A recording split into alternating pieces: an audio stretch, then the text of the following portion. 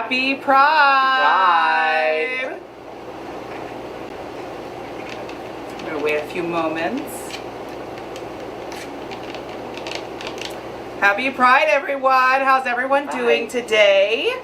Awful. Awful. No, not awful. Great.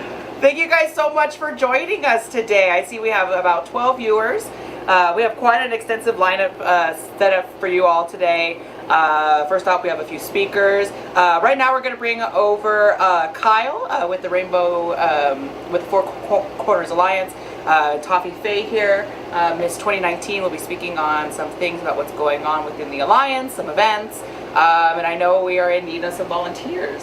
Yes, desperately. So please, volunteer. If you want to be part of the Rainbow Youth Center, go to the meetings. What meetings are they? Four Corners Alliance, there's the Rainbow Youth Center.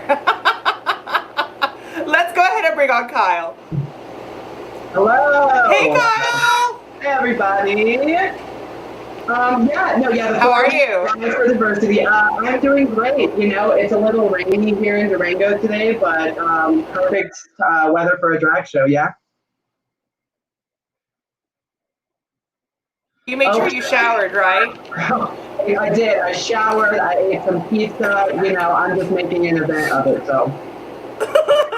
Well, at least you did one more than I did, at least. Oh. So tell me. So tell me what's going on with the Alliance. We've been in the pandemic, what, 2 months now? Longer, way longer. Way longer. Yeah, no, it's been interesting. You know, we've been trying to work behind the scenes and do what we can to support our community just through these times. I just want to give a special shout out to you, just because, you know, you're a big part of why we were able to do this digital drag show today. So I just want to give a shout out to Miss Scarlett Ultra. She is always on board and, you know, so helpful. And we love her. The Alliance loves her. She is a hard worker and she can put on a show. So no, it's been difficult, but honestly, we are hoping that as we kind of, as the year goes forward, you know, just seeing how things pan out and seeing how things turn out, whether or not we're going to do shows back out onto the streets of Durango again with live crowds, or, you know, sticking with the digital platform that we're working with now. But yeah, no, we've been working behind the scenes, and we're constantly looking for people to help out, to volunteer. Just because we are in the midst of a pandemic, we have public board meetings that you can log into through Zoom, and just keep an eye out for specific dates on the Durango Pride Facebook page, the Four Corners Alliance for Diversity Facebook page as well, and just be looking at ways you can get involved. We love volunteers, and as we move forward into this year, we are wanting to help, you know, the board grow and expand and hopefully come out of the pandemic swinging. I mean, I know I have a few events already bouncing around in here, so. Oh yes, I'm waiting on Halloween. My prayers. Yes. Hopefully So tell us, how can everyone get in touch with the board? How can they sign up? Is there an application process? What can people do in getting involved within the community right now? So I think the main thing right now is we do have an onboarding process, but we really want to gauge people's, you know, how you vibe and like how just kind of getting an overall feel of how we do things on the board. So just really just getting to those meetings and seeing kind of the method to our madness, how we do things, seeing if it's going to be a good fit, and then once you've kind of seen how we do things, it would be an onboarding process from then. But as I said before, Durango Pride Facebook page, the Four Corners Alliance for Diversity Facebook page. You can also reach us at durangopride@gmail.com if you have any questions or just want to know how to get more involved. If you're not on Facebook or things like that, it's durangopride@gmail.com. And yes, please come to the meetings. I'm saying they're public meetings. We want a lot of voices heard. We want, you know, the community to be involved, and what a better time than now than to get involved and be a part of the community. And yeah, that's the way I would tell anyone who is wanting to come on board and see what we're about. Yeah, just check for the meetings and sign into Zoom. Oh my God, I'm so excited. So yes, please, people sign up. Come join the board. Come be a part of the family. What other local events are we planning beyond this? Well, you know, we do typically in a regular year, we do 4 main events. We do Winter Pride starting off the year in January. We do Drag Rango, which is our kind of like drag pageant that we do in end of March, early April, and then we do Durango Pride in June, early June, and then we wrap it up with the Halloween show in October. So as I said before, I'm crossing my fingers. I'm hoping, you know, by Winter Pride, hopefully we should be having, you know, a live crowd at Winter Pride, but I'm really crossing my fingers for Halloween. But, you know, we're just kind of taking it day by day, kind of as everyone else is, you know. Wonderful. And I'm wondering if my co-host can hear. Nope, Can you not at all. No?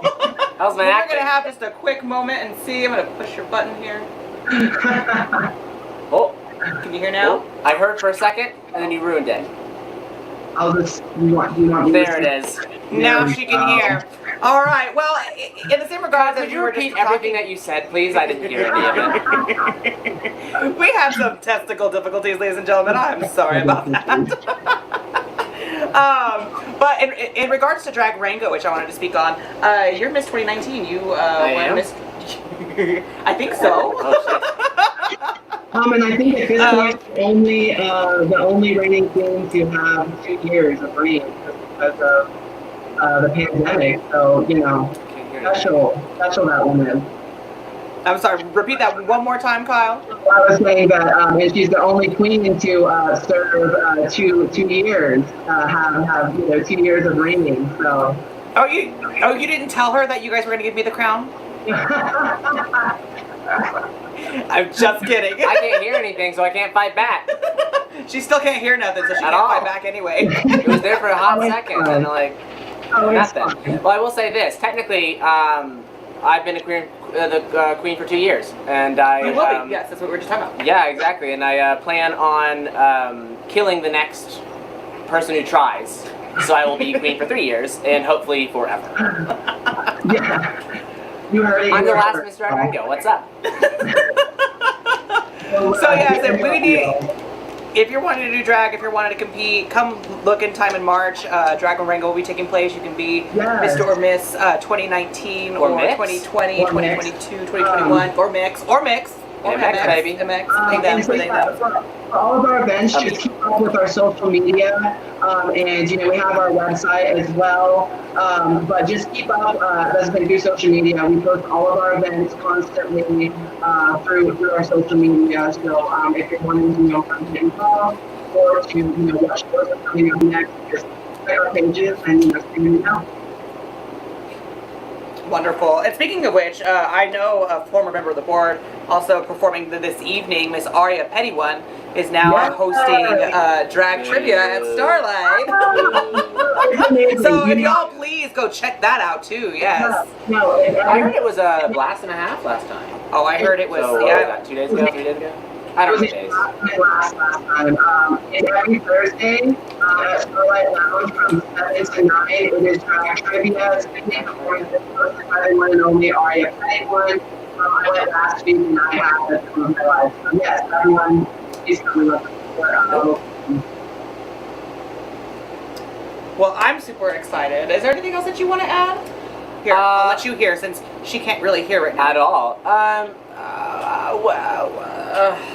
just want to say, in honor of Pride Month, it's Hold up, not the way that we have maybe seen it, happening at the beginning of this year when we were planning it. But I just want to say, for Marsha P. Johnson and Sylvia Rivera, who kicked off kind of why we are even doing what we're doing now, why we do what we do now as far as Pride Month.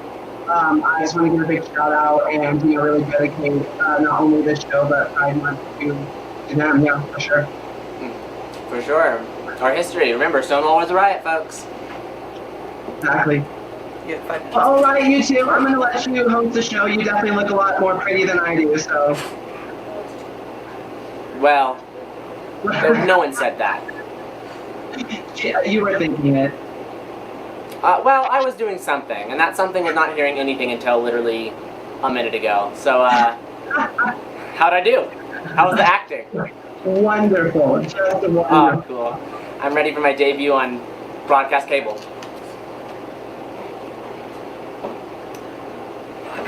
Well, I don't know what I'm supposed to do now. I think I'm going to go ahead and sign off of here. I'm so looking forward to this show. I'm so looking forward to all of the speakers and performers and just the hard work that's went into making this available for everybody. So I just love everybody. I hope you enjoy the show. And yeah, I'll be watching from my TV. So Work. That's all I gotta say. Bye. bye, All right. Now I can hear everybody loud and clear. Look at that one. Jesse Smith says, "Girl, the audio just isn't." Thank you, Jesse. Oh, well, thank you. Powerful words. Oh, yes. You guys might be experiencing some feedback from wherever you guys are at. I know there's a storm going on in Farmington North, I think, too, as well. So I know it might be a little spotchy. But And I chewed through all the electrical cords here, so that couldn't help. That's why we're having so many issues. Yes. It's Toffee's Oh, Dave's fault. Darn it. I was Darn not it? ready. I said darn it. No. Not everyone thought you. All right, y'all. Well, we have a very special guest joining us. First off, that will be speaking. Second off, exactly. Well, in whichever fashion. On their second term as mayor in Durango, we actually have Mayor Dean Brookie joining us today. I believe their pronouns are he, him. I'm going to bring them over in just 2 seconds. One Mississippi. Oh, less than 2 seconds. Less Amazing. than 2 seconds. Hi, Dean. How are you doing today? I'm doing well. Thank you very much. Yeah. Of course, and thank you for joining us.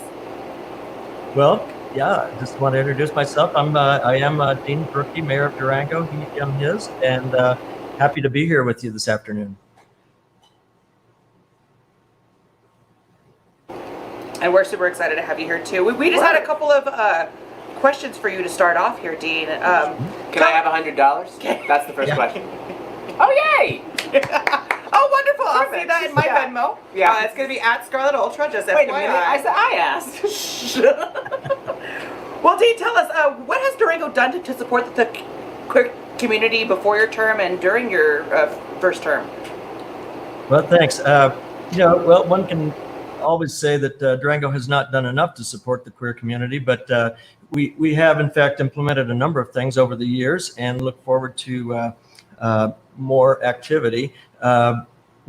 Each and every one of our department heads has had diversity training. The Durango Police Department also has diversity training in Transgender 101, 102, and so forth. But quite honestly, and then a few years ago, the previous council established the Community Relations Commission, and it had a broad scope. It was intended to deal with issues of inequality of all types, ranging from accessibility for those people with mobility impairments and to the gay community, the every race, gender, and to deal with all those issues, which is a pretty huge task, especially in light of our current national and local affairs. So it's proven to be a really key group of people on that commission that's an advisory to the city council. So before we announce anything specific on any particular issue, we always want to bounce and get that diversity of ideas from that particular department, and not department, but commission of our local government. So those people right now, and there's probably some listening in that are members of that group, and we're very happy to have them, and they've got their plate full right now for sure. Look forward to, we always have a modest amount of money, about $120,000, which has been expanded this last year to $240,000 that goes to support nonprofits of all kinds and sizes. And so that to date has not gone directly to any elements that specifically go to the queer community. However, one of the really great things that fills in with my discussion a little bit later will be the establishment of the creative district. And, I think that's one place that we can really use the queer community in just the perpetuation of the importance and the impact of our creative district as it's in its initial year this year. And I know many members of the queer community are helping in that effort right now. It's a beautiful, creative, resilient creative, and the beauty of the LGBTQ community is just can be expressed through that vehicle, which is funded by the city. So we're looking to a number of things. I particularly want to one challenge if those listening in this evening, if I can, as mayor, and I will have another 9 months or so as mayor, and if there is a challenge that you can collectively challenge me, he, him, his, to with a single task that I as mayor can implement to begin the reimagination of our queer community in the Durango of tomorrow. And I'll talk about the Durango of tomorrow. I really think that because of the COVID and because you are doing this virtually here tonight as a result, we're going to have to allows just to stop and time to think about all those aspects of our community that need to be reinvented and not be business as usual as we move forward. So whether it's the arts, whether it's each and every one of our diverse ethnic groups, whether it's the queer community, everybody has an opportunity now to be a part of the reemergence and the reinvention of Durango in the future. So I really look forward to what that nugget could be that I can implement in the next 9 months of my mayorship. Absolutely, and if y'all have any questions, you can definitely email Dean. I know your email address is accessible on the Durango Herald. I did see that there. Is there anything that you wanted to ask, Toppy? Our second question was going to be like, how do you plan on continuing that support in your capacity as mayor? I think you kind of brushed on that already by, describing this creative district and how, I also agree that the Community Relations Commission is pretty rad. I've actually gone through it before, and so it's very needed, I think, and I'm really happy to see that you take that seriously, and that you are listening to those advisors. Past that, what has Pride taught you? Well, and if I might, I have a couple things that Pride's taught me, definitely, and but I just would want to touch also on what currently is happening with Black Lives Matter and the reevaluation of our policing system right now too. I have the transgender flag behind me that I got when I gave a speech at the Transgender Day of Remembrance, and I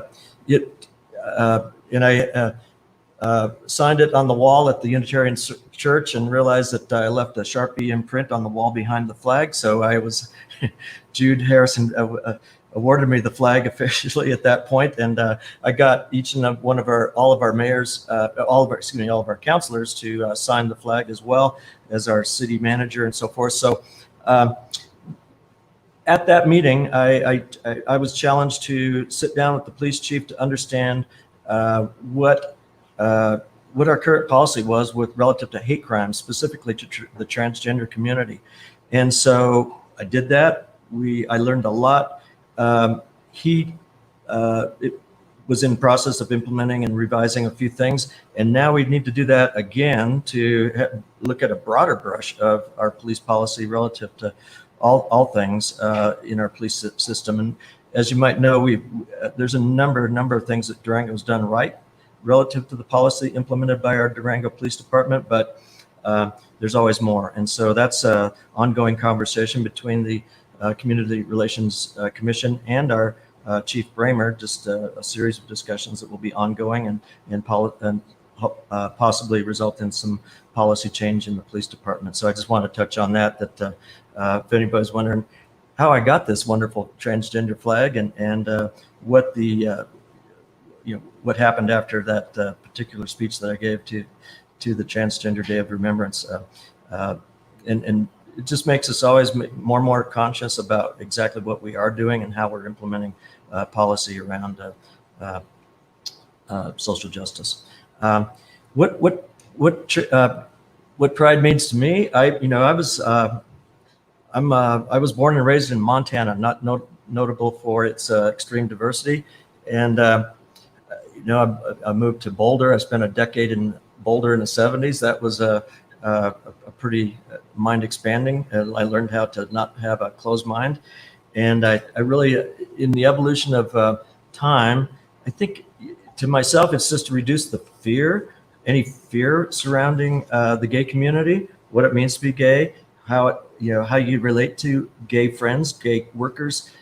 So the Pride movement has been so critical to individuals as well as businesses to embrace what is a huge social movement, and just the level of awareness that Pride has brought over the past decade, for me, has been incredible. So, it's just a reduction of fear, knowledge, and opening minds for everybody to embrace the community. Anything else? That's about. It's kind of no. I mean, I think you answered it pretty eloquently. I just wanted to say I was actually at that Trans Day of Remembrance, and I thought your speech was very beautiful. I liked it a lot, and I thought it was really awesome that a city official would be there at Trans Day of Remembrance. Usually those get a little untouched by political people, so I really appreciate you being there, showing your presence, and showing your support for the trans community of Durango, because we rock. Well, thank you. It was, and as most things are, it was as moving for me as it was for anybody in the room to be there and be a participant in that, because it really, anytime you sit and collect your thoughts, you realize what movement has occurred in your own mind and in your own body. And so that was as I told Jude Harrison that evening, it was not a place of comfort for me. I was a little outside my comfort zone, happy to be there. And I was, and it really brought a lot of things to light in my own mind, and again, reduced the fear, and was fairly mind expanding. So thank you for that. We don't grow unless we sit in our uncomfortability. And I think that's amazing too, the way you speak of how you were able to grow from where you may have been before on those challenging situations, and being uncomfortable is definitely that outlook on growing and understanding of where the community is coming from. Yeah. I'm glad. Just glad. I would really hate for you have not to grown. Yeah. Well, with a little gray hair, I'm shrinking slightly, but I am growing in many other ways. Well, Dean, is there any words of encouragement that you want to give to the community during this pandemic, and with all these harsh times now within our community full of hate? It's very hard to see the love, and it's very hard to see the joy on a day-to-day basis. So what are your final words to us? Yeah, well, I just want to take this moment in time to as we do this virtually, to, as I mentioned, reimagine what Pride means in the future in Durango. The government's role is perhaps not to sponsor in Pride in the fashion that many corporations have taken to show their support. I believe the government's role, and our role as the city of Durango, is to open the streets, the trails, the housing opportunities, and to open the minds of our entire community to embrace this social change, and to assure the fair and equitable enforcement of the state, federal laws which protect your rights to love who and how you wish, and to identify in the manner that that lives within you. So that's the other obvious goal. But I think what we can come out of this as we reemerge into our community is hopefully a reimagination of what Pride is, and it's time to be different. And the city needs to take this opportunity in all aspects of our social, economic, environmental existence. And I've noted that there's no lack of witness that the queer community networks and supports and is engaged in the advancement of all those critical elements of our community, being social justice, mental health, education. Secondly, all environmental issues. You never see an environmental meeting without a huge turnout from the gay and lesbian community. So that's just awesome. And as we start this new wonderful creative district. Certainly, as will be demonstrated in your show later tonight, the queer community is certainly can help us with the culture and the arts aspect of our community, which is the heart and soul of any community. Every community has streets and sewer systems and water systems, but when it comes to culture, arts, and celebration of our particular elements of our population, that is the heart and soul of any community. So just keep it up. Thanks so much. I love that, and thank you so much, Dean. Thank you. I have a tip about your hair. Get a wig. Yeah. Don't have to worry about grace. This one, Yeah. this one Yeah. in particular, yes. I'll be Yeah. auctioning them off later. Yeah. That's the problem in the stores. You just can't get this stuff anymore. I tried to buy a birthday hat yesterday, and you can't find it. You got to get it online. But Darn it. we'll talk later. I need some. Yeah. Yes. I'll style, don't worry. Right. Well, thank you so much, Dean. You have yourself a wonderful day. And before we let you go, we're just going to go ahead and bring on Jude Harrison, which will be our next speaker, just to say a quick hello. Hi, Jude. Hello. Hey, Dean. Hey, Jude. You again? See ya. All righty, Dean. We'll see you later. Happy Pride. Happy Pride. All righty. Thank you. Bye. Take care. Bye-bye. All righty, Jude. Tell us about yourself. So, Jude Harrison, I'm a local family practice doctor, and I'm director, co-founder of 4-Star, Four Corner Support for Transgender People, Allies, and Relatives.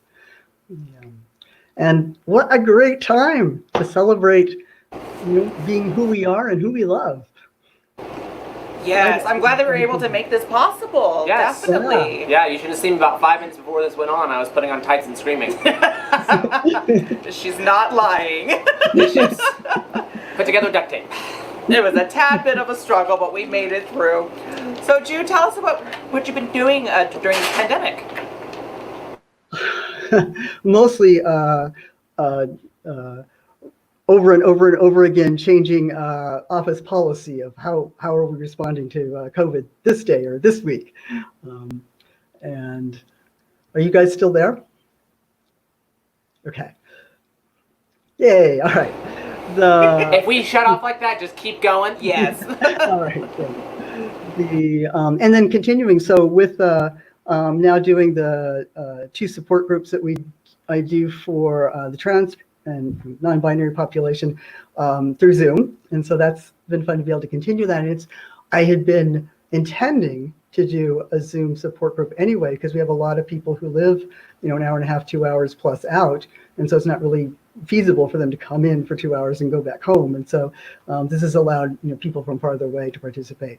And then I also do a monthly heart circle, which started out for gay men, and because patterned after Colorado Man Reach, but is patterned after the Colorado Billies, and transmission is also patterned after the Colorado Billies.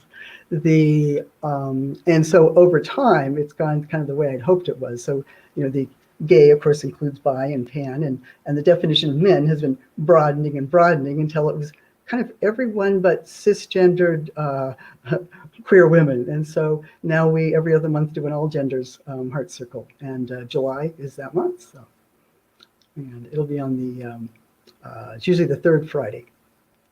And what was the name of your organization again, one more time, Jude? 4-Star. It's Four Corner Support for Transgender People, Allies, and Relatives. It's spelled out basically. Work. That's wonderful. Well, Jude, what do you have? How can people look you guys up? How can they join?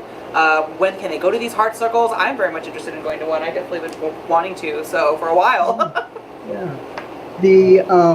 So for the trans events, you can email 4stardurango@gmail.com and get a hold of me that way. I generally post the heart circles, the queer events on Four Corners Alliance for Diversity Facebook page, and anyone who wants to be on a email list could email me as well, and I can add them to that list. I tend not to put the trans group as much on the broad page, just in terms of security and safety. So, but yeah. Work. So, I guess. Sorry. there were some things I wanted to cover, if that's okay.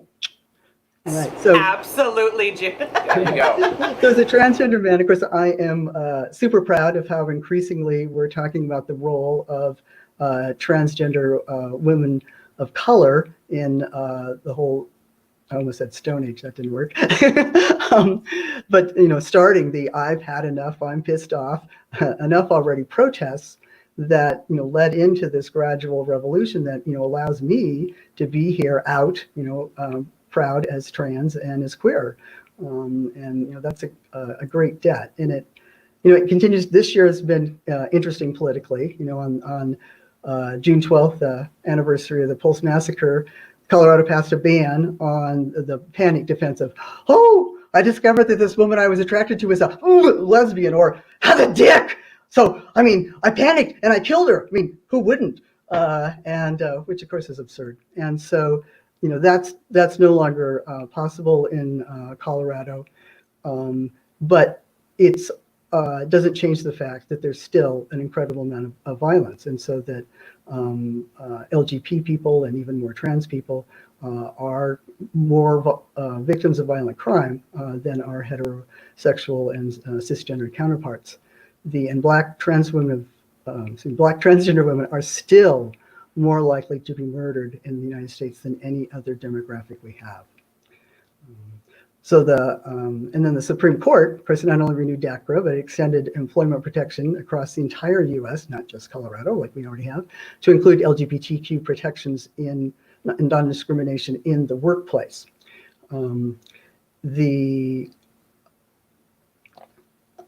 I was going to say, but on the same token, on June 12th, the anniversary of the Pulse Massacre, the Trump administration, the president decreed that there now can be discrimination in healthcare and health insurance coverage based upon being gay or trans.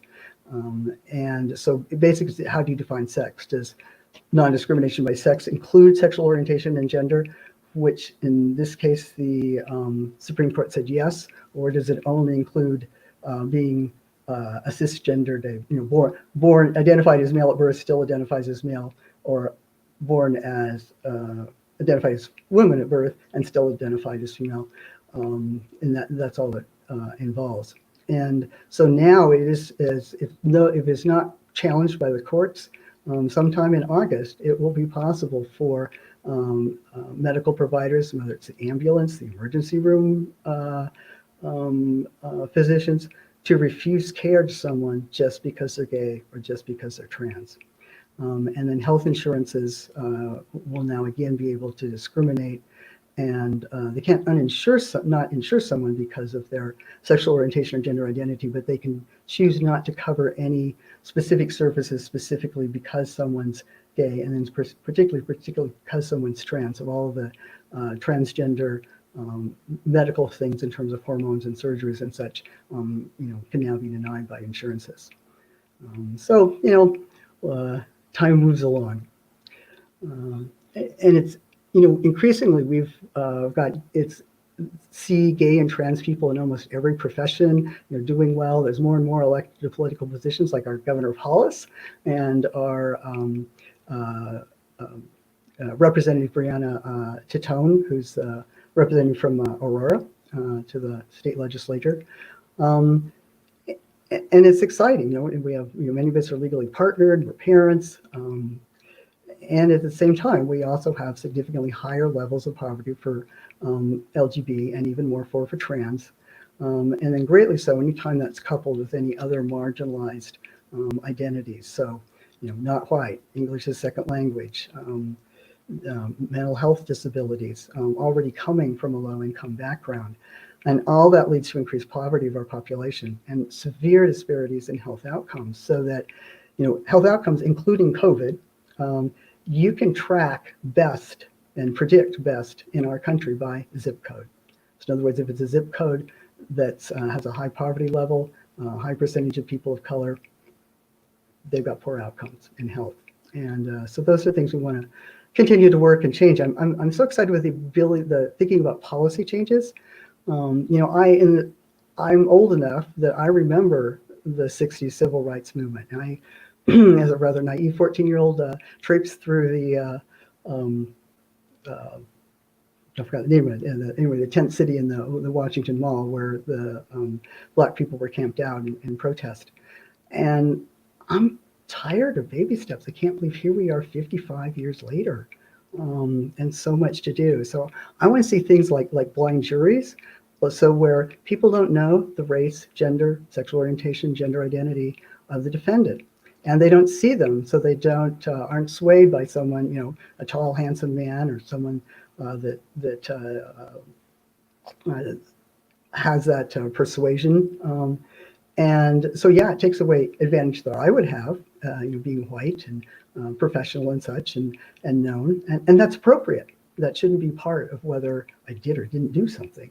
And same thing to do with job applications. Do the same things they've done with orchestras, where in 20 years, they went from maybe one or two professional orchestras who had women in the orchestra. Now it's almost 20 years later, it's almost 50%, not like 55 years later. And we have made what progress? Some, but it's still. So those sorts of things. And the same thing with law enforcement. There's a number of law enforcement agencies that are banning high-speed chases or are having only one police officer per car, because that helps people stay in their thinking brain. Once our pulse gets up, we're racing, we're no longer thinking, and we do stupid things. And so those things are things that can make differences overnight, whereas changing our implicit bias is hard. And it seems like the only thing that changes the things that we've picked up by as we've grown up and all the influences we have on us is having a lot of experience with whatever group we have the bias against. And and it's women are biased that they think they're biased towards thinking men are more associated with good, and trans people often think that non-transgender people are associated better with good, and same thing with race and such. And so the more we have spend time with our friends and make friends across a wide range of variety of people, then we can kind of change our internal biases and our labeling. The more I see people as individuals, and they can see me as an individual and know things about them, that rather than, oh, you're part of that evil group, the more we can work together and the more we learn. I'm just so impressed that the more we learn to speak with respect towards people, the more we can work together. We're not going to agree, may not change our minds on the things that are different, but we can see other things we can work together, and then gradually to know each other, we can kind of let up on some of the just blam blasting automatic knee-jerk, you're bad. For sure. Yeah. So Absolutely. So the other piece I did want to talk about in terms of trans stuff is the non-binary people. Oh yes, and in the same regards, and just quick warning, Jude, we do have about a couple minutes left, so 2 minutes. Yeah, just about 2 minutes. All right, thank you. Well, so why do I have to know what gender you are to talk to you? Why do I have to know what gender you are to talk about you? In fact, why am I talking about you, not to you? So anytime we're doing it, I've got to go, is this even an appropriate conversation? And so I'm excited. I'm learning more and more how to use sentences that don't use pronouns, or to use, and with not meaning disrespect to the non-binary and gender-fluid population, all those wonderful luscious things in between male and female. Yes.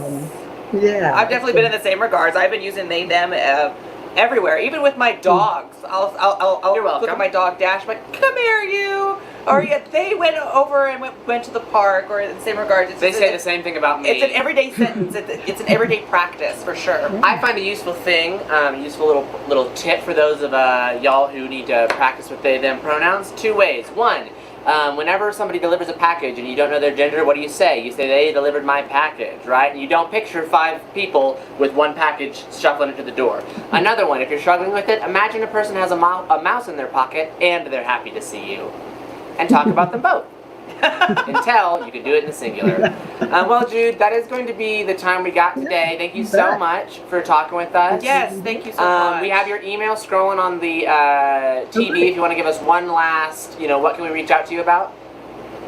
So reach out to me about support groups, I do a lot of linking resources. So if you have healthcare providers wondering about resources for their trans patients, there's training healthcare providers, but people also looking for resources for themselves for medical care for their kids. So glad to hook people up. Awesome. And I'm Thank you so excited much, to see the Jude. drag queen, because that's that overt sexuality. That's my scary thing. So. Well, just wait till you see mine. Oh. All right. Thank you so much, Jude. Thank you, Jude. Oh, I just love him. Oh my God, he's the best. Yeah, he's my actual doctor too, so that's fun. Is that what? Yeah. Yes. They've been Just musical. Alrighty, guys. Well, Get in line. the next speakers that we have for you is going to be from our Southwest Rainbow Youth Center. We have Edward B. Box III, Trenni, and Precious Collins speaking on behalf rad-ass of folks. the community. So please stay tuned. Yeah.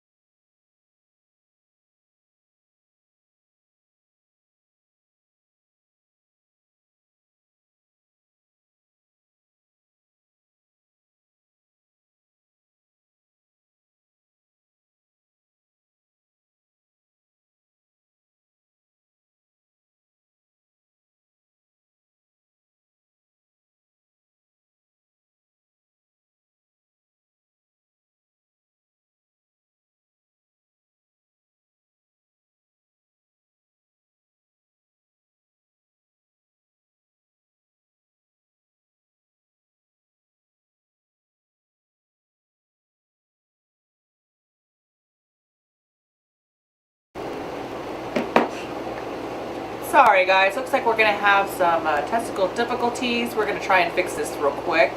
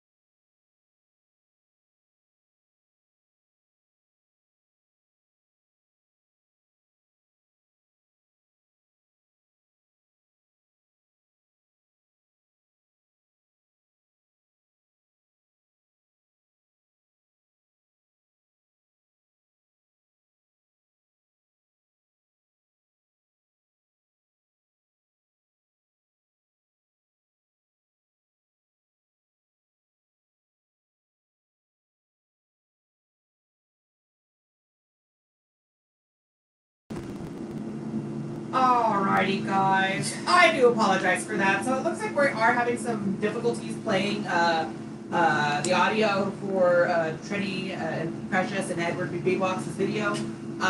So what we're gonna do is we're gonna try and post that later on. I'm so sorry.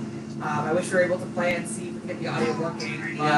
If we have time later on after the end of this, we'll try playing it again and see what we can do. But for now, I will be posting that after that. After the show, it will be live on my YouTube channel, and you'll be able to see it on my Facebook page as well. Yes. Turn yours on. Stop playing now.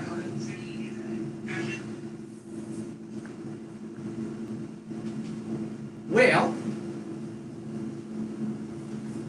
Is this? I can hear the audio still. Thank you. Oh, okay. All right. Sorry about that, guys. So right now we're going to go ahead and move on to the next speaker that we have in line. Hopefully this video is going to be able to be working. If not, we'll be able to also post this as well. Worst case scenario, we will be posting all the videos that we're supposed to be showing this evening. They're going to go onto YouTube and onto Facebook. Everything will be posted, yes. So we will have all that lined up just in case it's not working. But for now, let's go ahead and bring on to our next speaker, which is going to be Nicole Hall. She was featured in HBO We Are Here, featuring Eureka, Shangela, and Bob the Drag Queen. And it was absolutely amazing. And she's also the president for Identity, which is their LGBTQ plus outreach. Thank you. And she has some words for encouragement for you guys. So here she goes. Here it goes.